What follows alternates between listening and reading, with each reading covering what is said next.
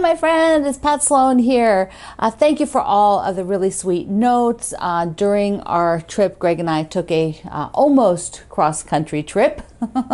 We drove from Virginia to the far side of Montana to visit my mom and her husband. So Bonnie and Frank, that's who we were visiting.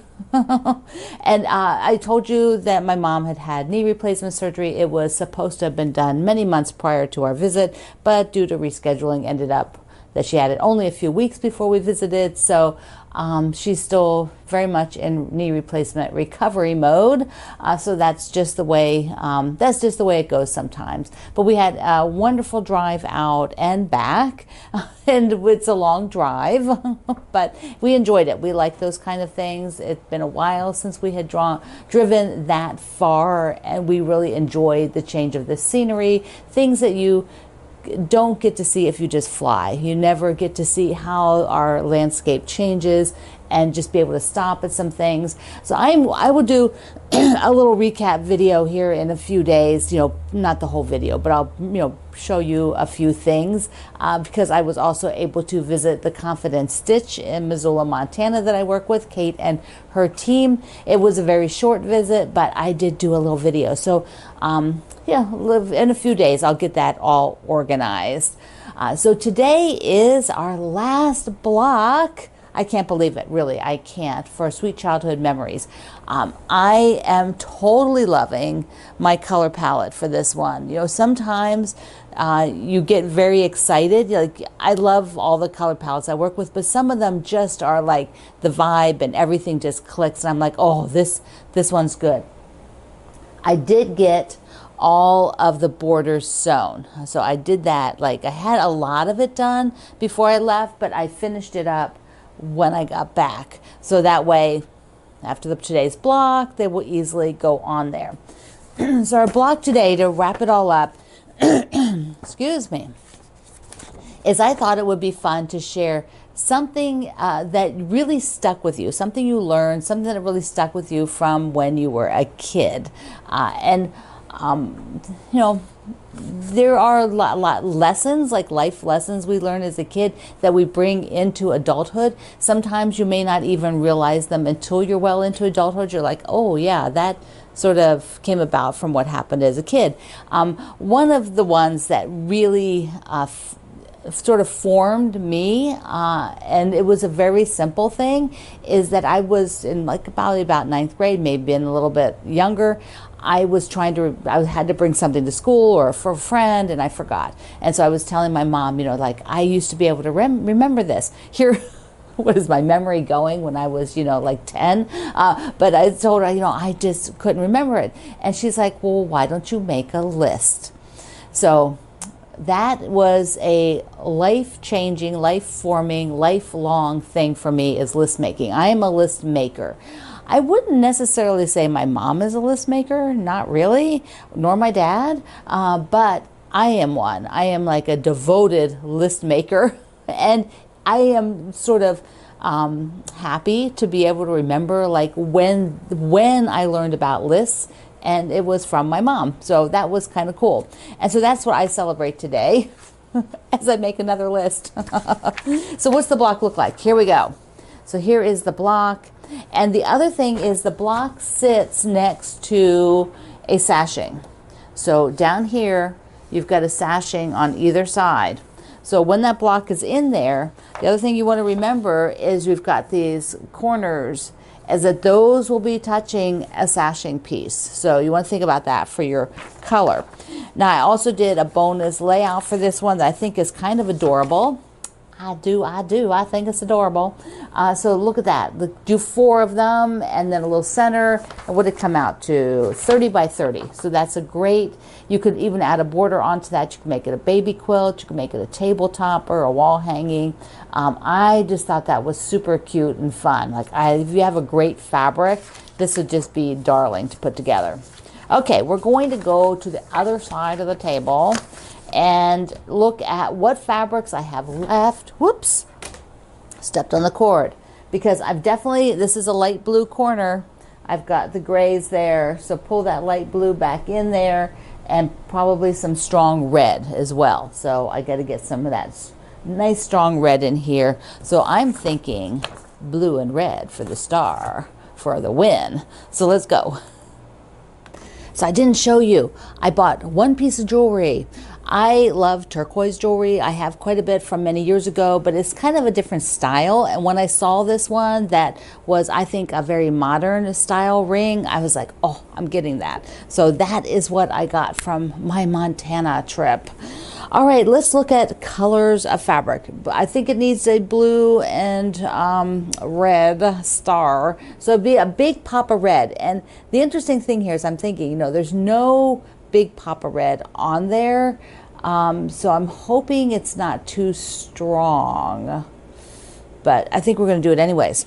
So my options for red are really just these two, because I do not have enough of this stripe, because I thought the stripe would be very cool, but I didn't buy extra and I made one boo-boo. So I don't know, I might look at that. I might go and look at this. If I can, I'm going to do the stripe. There's not enough. Well, same with this one. It's got a little bit, it's got more than the stripe, and some extra strip. And definitely not this one, because it reads so solid. That's why I'm looking for something that might read a bit lighter. So if I get it out of this one, then I might go for that blue. And if I do this red, then I will use the stripe above blue, because I do have more blue stripe. So those are my options. But I'm going to go and measure this out and see if it'll work.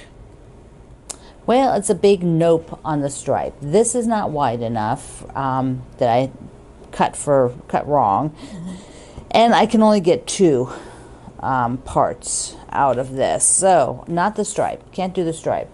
So this one, I'm seeing like it's 3.5 by 6.5. So that takes, if I get some selvage in there, and then 3.5.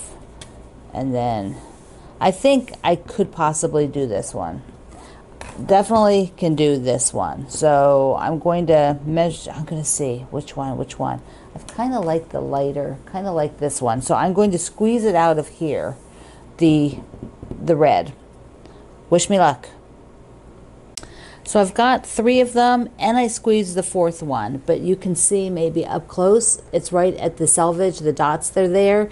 But I'm going to put this end of it down in the middle, because there's a sew and flip middle. So on that one, I just will be mindful to put that end where it will actually be covered up. So I won't have a problem with that. So I just squeezed it out for the width. So I've got some other extra pieces there. Now the center part, I'm not sure, in these corners yet, I'm not sure what I will pick. Maybe gray in here and out here. So I was just a little worried about the red being just too much, since all the other blocks where red is, they don't feel quite so heavy, and that star, I just feel like it might be heavy. So I had enough of one of the peach fabrics here. Let's take a look at that one. And here is the easy mock-up, without cutting the blue yet, for the peach, which I really like. Oh, decisions. If using a stripe like I am, whether it's directional or not, they have square triangles, are made by the 2 at a time method, and I can audition like this. So this will be what the diagonal of the stripe is when I sew it, so that the lines, I'm sewing like with the lines rather than across the lines. I'm sewing with the lines. So I can flip it to audition it so you can see, and this now is like this half square triangle here. So you can see that. Then down below will be a sew and flip on this unit, this rectangle. It's got a sew and flip here and here. And so I can audition that. When I get to doing it, I want to check that the stripes are going the same way. They're not going to line up, but I'm okay with that. At least I have them going the same direction. When matching here, peek underneath because this intersection is where your needle has to go through in order to match. I am going to put on the guide beam, which I have on here with my Baby Lock Solaris. The guide beam is, that's it. I've got all these controls. It's all built into this machine. So, and several other Baby Lock options. So you might want that. Let me just show you that. Let me get it under the needle. The guide beam is on, and then I can just peek under here and I can see the guide beam is hitting where it needs to be when they match. And so I just hold this tight and sew right across. And then when I open that up, it will be matched. So here it is, pressed open, and it just hits right at that intersection. You could do a pin or something like that too to help you out. Well, it is super exciting to get the last block done. So here it is. What I decided on is to do the red because I just felt like it needed some more red down in that corner, and I did peach in the middle and then added blue on the corners here, the outside corners, and I'll have a straight on picture at my website today, but I went ahead with the sashings, got them cut also that go in the last spot. So there, my trunk is in the way. That's in the way. Can you see if I move it a little bit? Yeah.